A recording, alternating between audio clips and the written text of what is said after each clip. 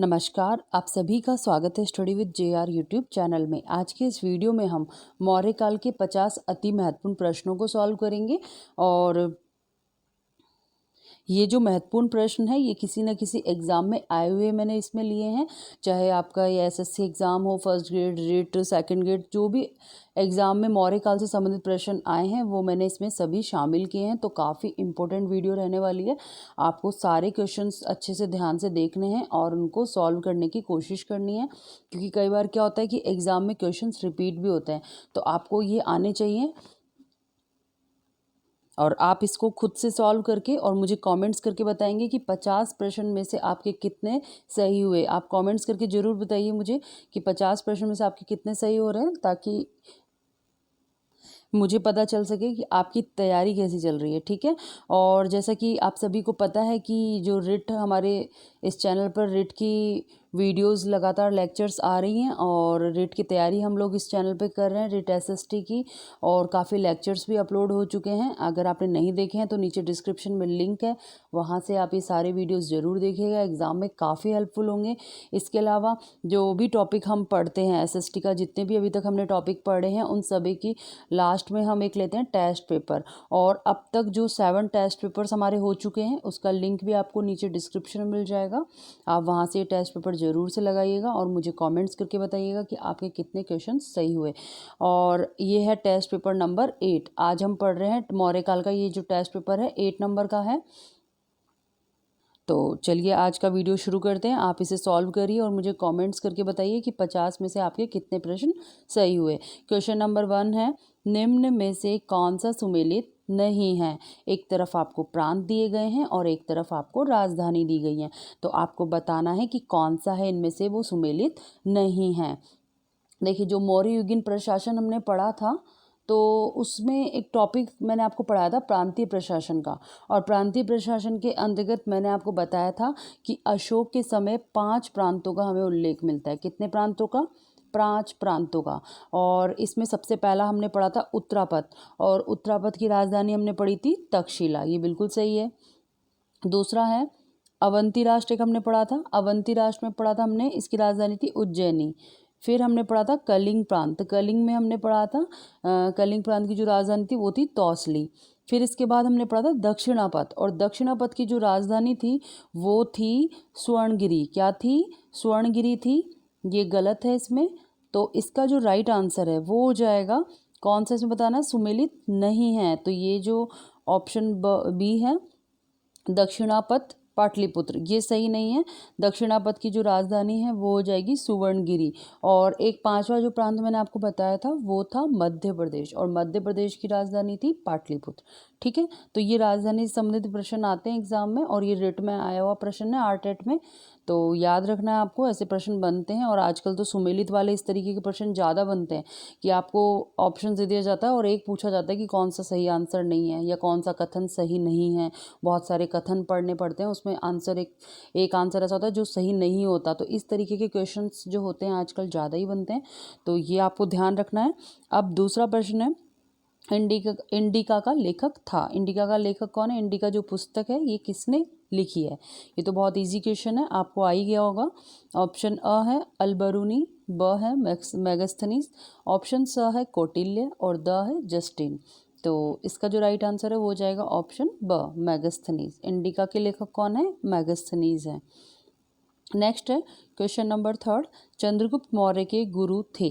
चंद्रगुप्त मौर्य के गुरु थे। ऑप्शन देख लेते हैं, अ कनाद, ब चंद्रगुप्त द्वितीय, स चाणक्य, द पाराशर।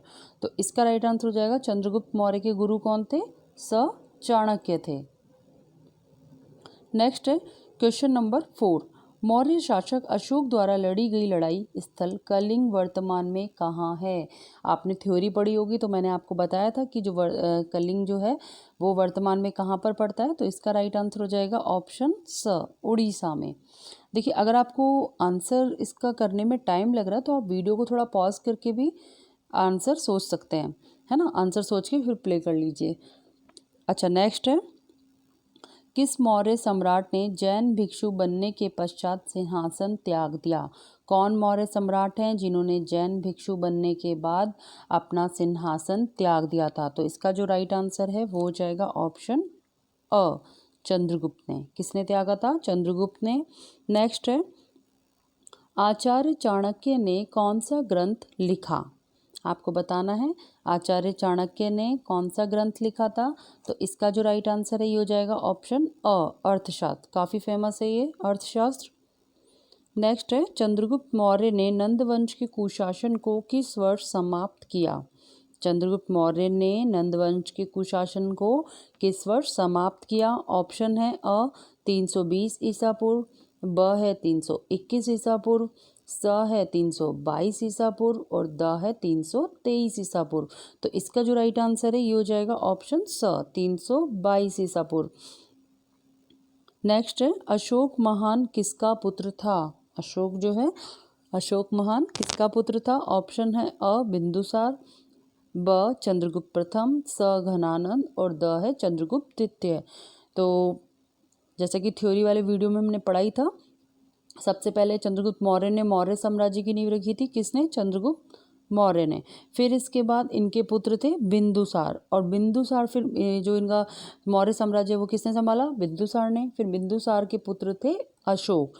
तो अशोक महान किसके पुत्र थे? बिंदुसार के। इनके पिता का नाम क्या था अशोक महान के? बिंदुसार। नेक्स्ट है, आचार्य चाणक्य किस विश्वविद्यालय के शिक्षक थे? जो आचार्य चाणक्य हैं जिनको कि हम विष्णुगुप्त के नाम से भी जानते हैं और कौटिल्य के नाम से भी जानते हैं, तो ये इन्हीं के नाम है, आपको याद रखना है। कई बार ऐसे आ जाता है कि यहाँ तो चाणक्य दे रखा है, सपोज एग्जाम में आ गया कौटिल्य, तो आपको कन्फ्यूज़ नहीं होना है, या फिर विष्णुगुप्त, ये इन्हीं के नाम है। चाणक्य को ही हम विष्णुगुप्त के नाम से जानते हैं और कौटिल्य के नाम से जानते हैं।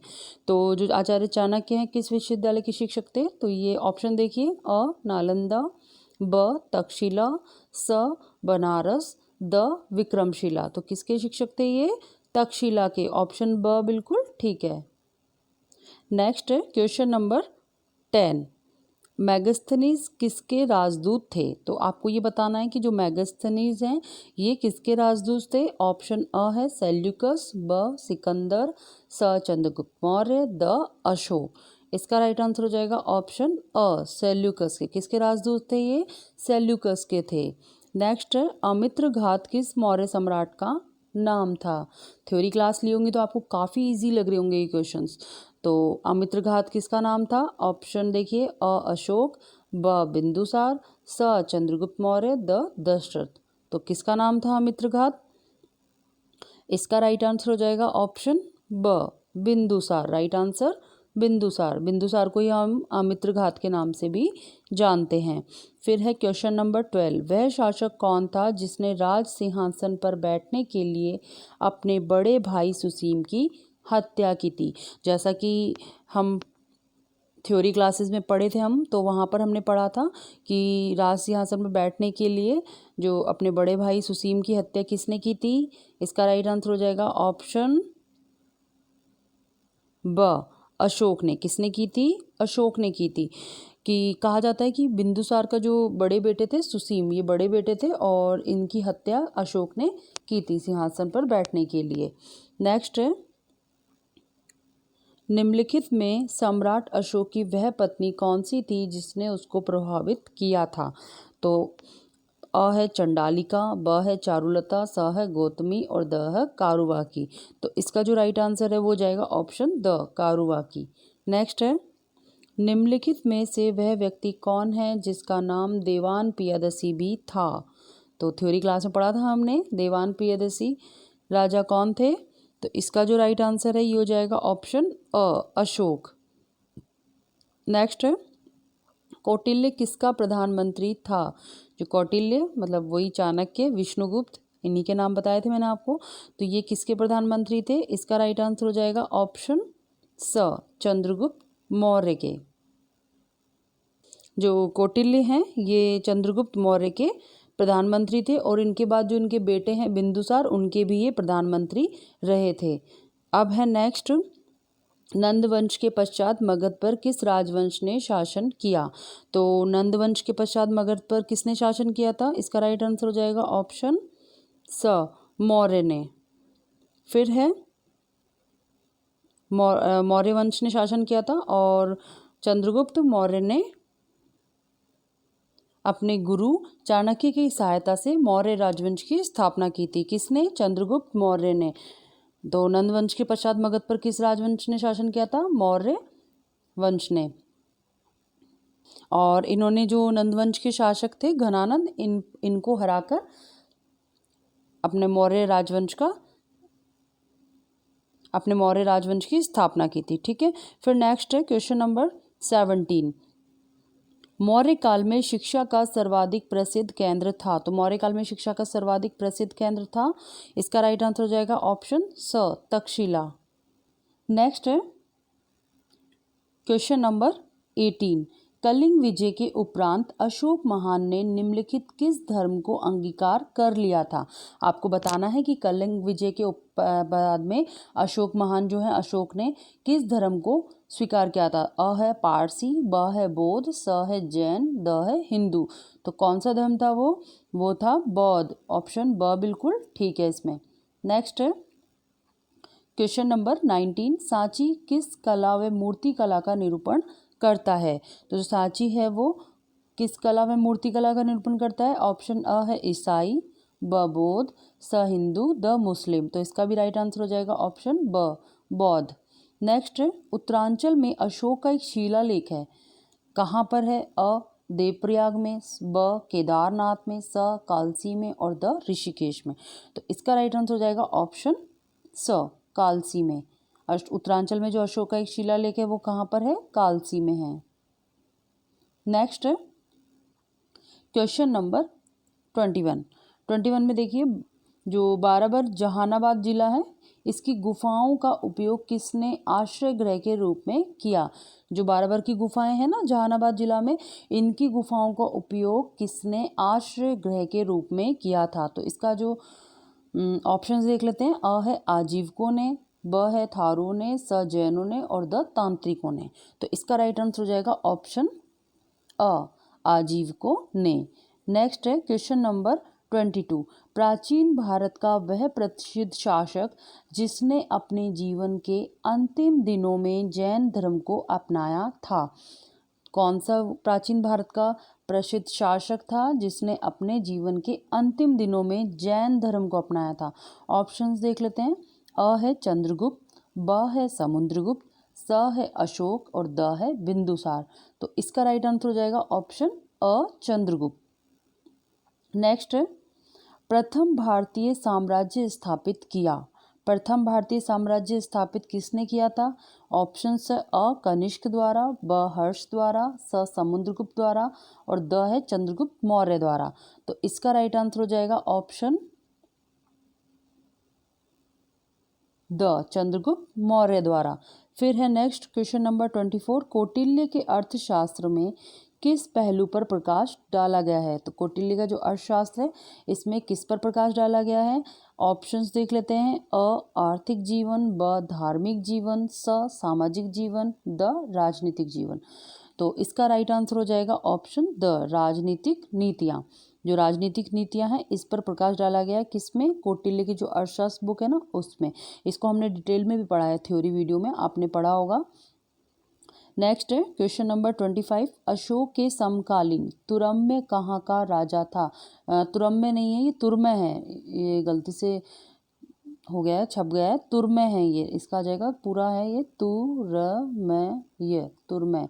जो अशोक के समकालीन तुरमय कहाँ के राजा थे? ऑप्शंस देख लेते हैं। अ मिस्र, ब है कोरिंथ, स है मैसिडोनिया और द है सीरिया। तो इसका जो राइट आंसर हो जाएगा वो हो जाएगा ऑप्शन अ, मिस्र के। नेक्स्ट है किसके शासनकाल में डायमिकस या डिमेकस भारत आए थे? तो किसके शासनकाल में आए थे? ऑप्शंस देख लेते हैं। अ चंद्रगुप्त मौर्य, ब बिंदुसार, स अशोक और द कनिष्क। तो किसके समय पर आए थे? इसका राइट आंसर हो जाएगा ऑप्शन ब, बिंदुसार के समय पर आए थे। नेक्स्ट है क्वेश्चन नंबर 27 में देखिए, कौटिल्य द्वारा रचित अर्थशास्त्र कितने अधिकरणों में विभाजित है? कई बार ऐसा भी क्वेश्चन बन जाते हैं एग्जाम में। ऑप्शंस देख लेते हैं। अ 11, ब 12, स 14 और द 15। तो इसका राइट आंसर हो जाएगा ऑप्शन द 15। जो कौटिल्य द्वारा रचित अर्थशास्त्र है वो 15 अधिकरणों में विभाजित है। इसके बाद देखिए क्वेश्चन नंबर 28, मौर्य काल में सीता से तात्पर्य है। सीता से क्या तात्पर्य है? ऑप्शन अ देखिए, एक देवी, ब एक धार्मिक संप्रदाय, स राजकीय भूमि से प्राप्त आय और द है ऊसर भूमि। अब जिन्होंने ये नहीं पढ़ा होगा वो तो सोचेंगे सीता जो है वो एक देवी ही होंगी, लेकिन इसका जो राइट आंसर है वो होगा ऑप्शन स, राजकीय भूमि से प्राप्त आय। मौर्य काल में जो सीता से क्या तात्पर्य है? राजकीय भूमि से प्राप्त आय। नेक्स्ट है क्वेश्चन नंबर 29 में देखिए, निम्नलिखित अभिलेखों में से किस में अशोक का नामोल्लेख हुआ है? ऐसा कौन सा अभिलेख है जिसमें अशोक का नामोल्लेख हुआ है? ऑप्शंस देख लेते हैं। अ है गुर्जरा में, ब है अहरोरा में, स है ब्रह्मगिरी में और द है सारनाथ में। तो इसका राइट आंसर हो जाएगा ऑप्शन अ, गुर्जरा में। नेक्स्ट है, सांची का स्तूप किसने बनवाया? तो सांची का जो स्तूप है वो किसने बनवाया था? ऑप्शंस देख लेते हैं। बुद्ध, ब है चंद्रगुप्त, स है अशोक और द है चंद्रगुप्त द्वितीय। तो इसका जो राइट आंसर है हो जाएगा ऑप्शन स, अशोक ने। सांची का स्तूप किसने बनवाया था? अशोक ने बनवाया था। नेक्स्ट है क्वेश्चन नंबर 31 में देखिए, अशोक के शिलालेखों में प्रयुक्त भाषा है। अशोक के जो शिलालेख हैं इसमें प्रयुक्त भाषा है अ। ऑप्शंस देख लेते हैं। अ है संस्कृत, ब है पाली, स प्राकृत और द हिंदी। इसका राइट आंसर हो जाएगा ऑप्शन स, प्राकृत। नेक्स्ट है, सम्राट अशोक के किस बृहद शिलालेख में पड़ोसी देशों का वर्णन है? कौन सा बृहद शिलालेख है जिसमें पड़ोसी देशों का वर्णन है? ऑप्शंस देख लेते हैं। अ पंचम, ब है प्रथम, स है अष्टम और द है 13वां। तो कौन सा है वो? इसका राइट आंसर हो जाएगा ऑप्शन द, 13वां। नेक्स्ट है क्वेश्चन नंबर 33, सम्राट अशोक ने बौद्ध धर्म के प्रसार के लिए श्रीलंका किसे भेजा? तो सम्राट अशोक ने बौद्ध धर्म के प्रसार के लिए श्रीलंका किसको भेजा? ऑप्शंस देख लेते हैं। अ है अश्वघोष, ब है बुधगुप्त, स है वसुमित्र और द है महेंद्र। तो इसका जो राइट आंसर है वो हो जाएगा ऑप्शन द, महेंद्र। सम्राट अशोक ने जो बौद्ध धर्म के प्रसार के लिए श्रीलंका किसको भेजा था? महेंद्र को। ये इन्हीं का बेटा है। और एक अपनी पुत्री को भी इन्होंने भेजा था, उसका नाम है संघमित्रा। तो अपने पुत्र और पुत्री को भेजा था श्रीलंका इन्होंने, ये याद रखना। आप दूसरा नाम भी याद रखना महेंद्र के साथ। इनकी जो ये तो पुत्र हो गए, अशोक के पुत्र कौन है? ये महेंद्र। और एक इनकी बेटी थी संघमित्रा, उसको भी इन्होंने श्रीलंका भेजा था। फिर है नेक्स्ट क्वेश्चन नंबर 34, निम्नलिखित में से कौन सा शहर मौर्य साम्राज्य की राजधानी था? कौन सा शहर है जो मौर्य साम्राज्य की राजधानी था? ऑप्शन अ है पाटलिपुत्र, ब है सांची, स है सारनाथ और द है रतनगुप्त। तो इसका जो राइट आंसर है ये हो जाएगा ऑप्शन अ, पाटलिपुत्र। नेक्स्ट है क्वेश्चन नंबर 35, अर्थशास्त्र के अनुसार मौर्य काल में उत्तर पश्चिम किस लिए प्रसिद्ध था? तो इसका जो राइट आंसर है ये हो जाएगा ऑप्शन द, कंबल के लिए। नेक्स्ट है 36, मौर्य काल में भूमि कर जो कि राज्य की आय का मुख्य स्रोत था किस अधिकारी द्वारा एकत्रित किया जाता था? इसका राइट आंसर हो जाएगा ऑप्शन स, शीताध्यक्ष द्वारा। नेक्स्ट है, निम्न में से अशोक के किस अभिलेख में पारंपरिक अवसरों पर पशु बलि पर रोक लगाई गई? ऐसा लगता है कि यह पाबंदी पशुओं के वध पर थी। तो इसका जो राइट आंसर है ये हो जाएगा ऑप्शन ब, स्तंभ अभिलेख 5th में। नेक्स्ट है क्वेश्चन नंबर 38, निम्नलिखित में से कौन सा क्षेत्र प्राचीन काल में मगध के नाम से जाना जाता था? आपको बताना है कि कौन सा क्षेत्र है जो प्राचीन काल में मगध के नाम से जाना जाता था। ऑप्शन अ है गंगा का दक्षिणी क्षेत्र, ब है गंगा व यमुना के मध्य का क्षेत्र, स है गंगा का उत्तरी क्षेत्र और द है यमुना व चंबल के मध्य का क्षेत्र। तो इसका राइट आंसर हो जाएगा ऑप्शन अ, गंगा का दक्षिणी क्षेत्र। नेक्स्ट है क्वेश्चन नंबर 39, किस पुस्तक में चंद्रगुप्त मौर्य को सकल जम्बूद्वीप स्वामी कहा गया है? तो इसका राइट आंसर हो जाएगा ऑप्शन ब, महावंश में। किसमें कहा गया है? महावंश में कहा गया है चंद्रगुप्त को सकल जम्बूद्वीप का स्वामी। नेक्स्ट है क्वेश्चन नंबर 40, अरामेइक क्या है? तो अरामेइक क्या है? ऑप्शन देख लीजिए, स्थान, कला, लिपि या भाषा। तो इसका राइट आंसर हो जाएगा ऑप्शन स, लिपि। क्या है अरामेइक? लिपि है। कई बार इस प्रकार से भी क्वेश्चन बनते हैं शॉर्ट शॉर्ट कि ये क्या है या इसको क्या कहते हैं, तो ये भी आपको अच्छे से याद रखने हैं, प्रश्न काफ़ी इम्पोर्टेंट है। और नेक्स्ट है क्वेश्चन नंबर 41, चंद्रगुप्त मौर्य का उत्तराधिकारी कौन था? चंद्रगुप्त मौर्य का उत्तराधिकारी कौन था? ऑप्शन अ अशोक, ब बिंदुसार, स विष्णुगुप्त, द कुणाल। तो बताइए कौन था? इसका राइट आंसर हो जाएगा ऑप्शन ब बिंदुसार। चंद्रगुप्त मौर्य का बेटा कौन था? बिंदुसार। और बिंदुसार का बेटा कौन था? अशोक। ठीक है। नेक्स्ट है क्वेश्चन नंबर 42, निम्नलिखित स्थानों में से कौन सा स्थान मौर्य साम्राज्य का, ये क्रांति केंद्र नहीं है, यहाँ पे क्रांति नहीं आएगा, प्रांतीय केंद्र आएगा। ये मिस्टेक हो गया है प्रिंटिंग में, यहाँ पे आ जाएगा प्रांतीय केंद्र। तो निम्नलिखित स्थानों में से कौन सा स्थान मौर्य साम्राज्य का प्रांतीय केंद्र नहीं है? तो इसका राइट आंसर हो जाएगा ऑप्शन ब कौशाम्बी। नेक्स्ट है क्वेश्चन नंबर 43, कौटिल्य ने अहितक शब्द का प्रयोग किस संदर्भ में किया है? अहितक शब्द का प्रयोग किस संदर्भ में किया है? ऑप्शन है गुप्तचर, दास, व्यापारी या पार्षद। तो इसका राइट आंसर हो जाएगा ऑप्शन ब, दास के लिए किया है। नेक्स्ट है अशोक के अतिरिक्त देवाना प्रिय उपाधि धारण करने वाला मौर्य शासक था। अब ये तो सबको याद होगा कि देवाना प्रिय उपाधि किसने धारण की थी? अशोक ने। किसके लिए कहा जाता था? ये अशोक के लिए कहा जाता था, देवाना प्रियदर्शी राजा। लेकिन इनके अतिरिक्त, अब एग्जाम में इस तरीके के क्वेश्चन भी बन सकते हैं कि इनके अतिरिक्त बताइए, अशोक के अतिरिक्त, अशोक की तो ये उपाधि है ही है, इनके अलावा किस मौर्य शासक को ये उपाधि धारण करने वाला कौन सा मौर्य शासक है इनके अलावा, अशोक के अलावा? तो ये भी आपको पता होना चाहिए। और इसका जो राइट आंसर है ये हो जाएगा ऑप्शन ब, दशरथ। तो ये याद रखना है आपको। अच्छे प्रश्न है इसमें, सारे मैंने अच्छे प्रश्न लिए हैं। 50 जो है सारे ही इम्पोर्टेंट है। 50 क्वेश्चन जो 50 लिए हैं, 50 के 50 ही इम्पोर्टेंट है। आपको अच्छे से इसको लर्न करना है। अब नेक्स्ट है मौर्य काल में स्वर्णगिरी स्थान क्यों प्रसिद्ध था? अब इसका आंसर देखिए कि मौर्य काल में स्वर्णगिरी स्थान क्यों प्रसिद्ध था। क्या होगा इसका राइट आंसर? इसका राइट आंसर हो जाएगा ऑप्शन स, राजनीतिक केंद्र। मौर्य काल में स्वर्णगिरी स्थान क्यों प्रसिद्ध था? क्योंकि वो एक राजनीतिक केंद्र था। फिर नेक्स्ट देखिए, श्रीनगर की स्थापना किस मौर्य शासक ने की? श्रीनगर की स्थापना किस मौर्य शासक ने की थी? तो इसका राइट आंसर हो जाएगा ऑप्शन द, अशोक ने। ये गलती से इसमें भी अशोक आ गया, तो आप ब मान लीजिए या द मान लीजिए, एक ही बात है, अशोक आ गया दोनों बार। तो श्रीनगर की जो स्थापना किस मौर्य शासक द्वारा की गई थी? अशोक द्वारा की गई थी। नेक्स्ट है क्वेश्चन नंबर 47, बिंदुसार ने विद्रोहियों को कुचलने के लिए अशोक को कहाँ भेजा था? बिंदुसार ने विद्रोहियों को कुचलने के लिए अशोक को कहाँ भेजा था? ऑप्शन देखिए, वैशाली, तक्षशिला, उज्जैन या स्वर्णगिरी। तो इसका राइट आंसर हो जाएगा ऑप्शन ब, तक्षशिला भेजा था।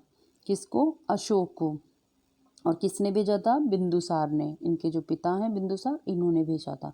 नेक्स्ट है क्वेश्चन नंबर 48, अशोक के शिलालेखों को पढ़ने वाला प्रथम अंग्रेज कौन था?